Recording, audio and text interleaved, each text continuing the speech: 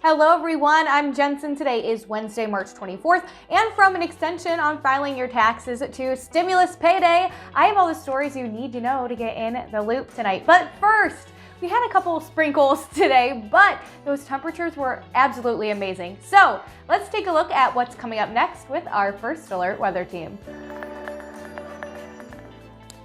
Well, in weather here in the First Alert Weather Center, we start with what is most important to you, and I think it's this by far. Early Friday morning or very late Thursday night, either way you want to look at it, strong winds will come through the area. 60-mile-per-hour gusts are going to be a possibility. Now, that is strong enough for a thunderstorm to produce a severe thunderstorm warning, but that's not what we're talking about here. We're talking about the environmental wind over a great area, and this is the kind of thing that can cause power outages from down tree limbs, down power lines, and certainly will be dangerous travel for high-profile vehicles. Talking about big tractor trailers, they can be knocked over in a wind like this very easily, and that is a possibility very early on Friday morning. Here's what we're looking at tomorrow. Rain comes in the afternoon, and then late tomorrow night is when the possibility of damaging winds will take place. There have been a couple of very quick hitting light showers across the area today, and there may be another one this evening before this comes to an end, but let's get the clock running and focus in on tomorrow, Thursday. Really quiet start to the day,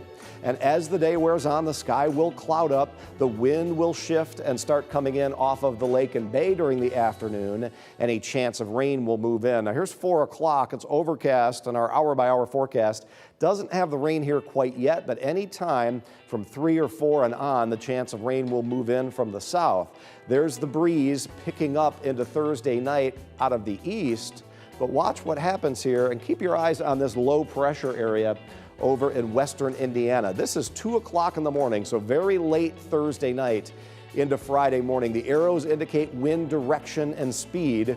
And as this low pressure area comes across lower Michigan, did you see the wind shift very quickly? And that's when I think the winds will be at their strongest. The rest of Friday will remain very breezy, and it will turn out to be a much cooler day.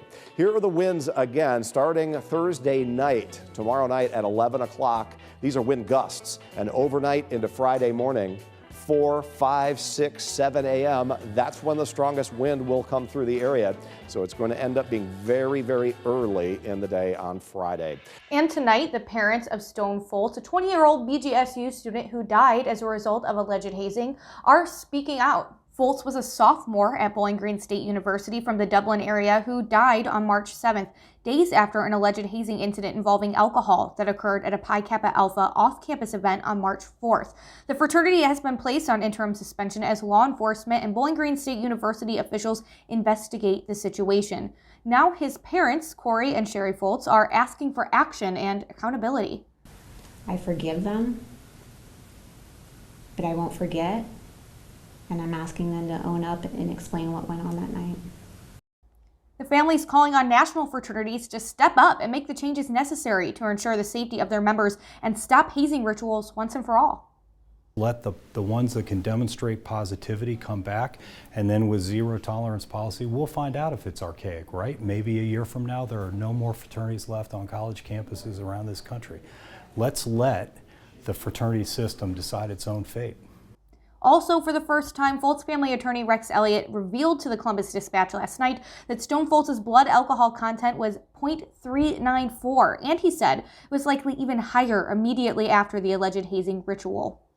In Ohio, 0.08 is the threshold to term someone legally drunk.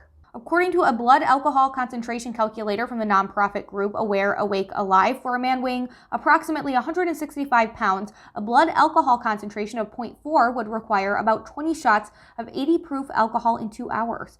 Bowling Green has hired former U.S. Attorney David DeVillers to lead a comprehensive review aimed at holding all groups or individuals accountable.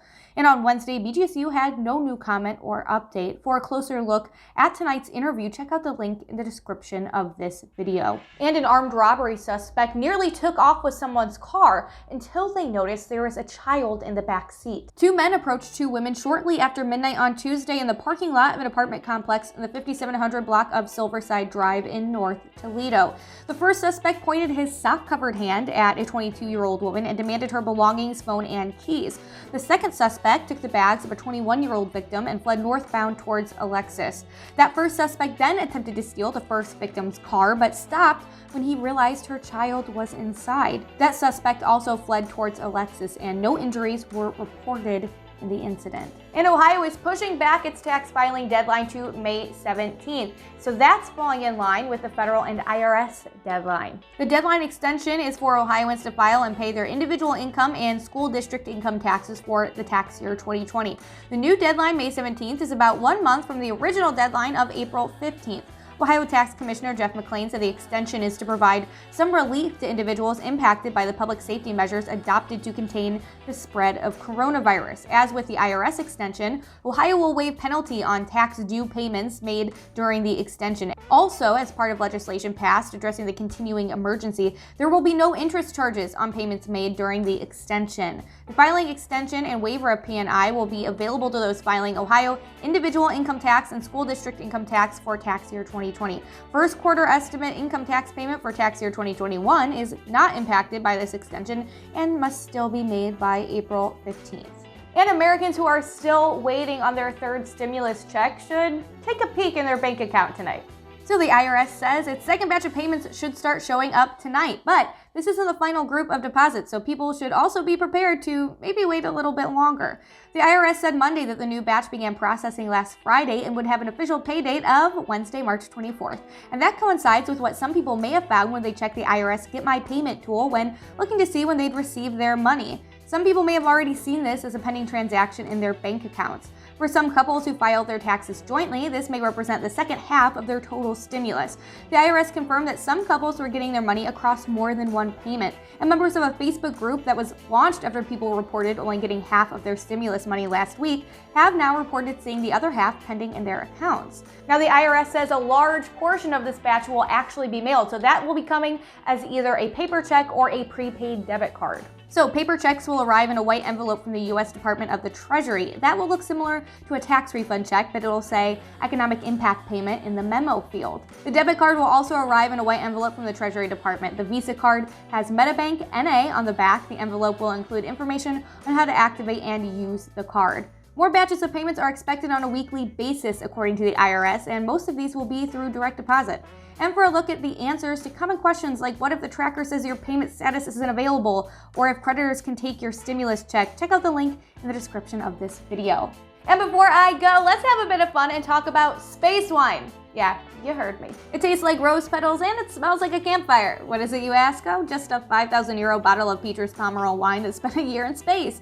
Researchers in Bordeaux are analyzing a dozen bottles of this stuff along with 320 snippets of Merlot and Cabernet Sauvignon grapevines that returned to Earth after a trip on the International Space Station. And today they announced their findings, mainly that weightlessness didn't ruin the wine and actually seemed to energize the vines. Organizers say it's all part of a long-term effort to make Earth plants more resilient to disease and climate change by testing it out with different stressors. Plus, they'll gain a better understanding of the aging process, fermentation, and bubbles in wine. And at a one-of-a-kind tasting this month, 12 connoisseurs sampled one of the space-traveled wines, blindly tasting it alongside a bottle from the same vintage that had stayed in a cellar. The vine snippets, known as canes in the grape growing world, not only survived the journey, but grew faster than vines on Earth despite limited light and water. And once the researchers determined why, it could help scientists develop sturdier vines on Earth and pave the way for grape growing and winemaking in space.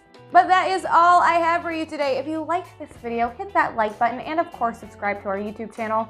I'm Jensen and now you're in the loop.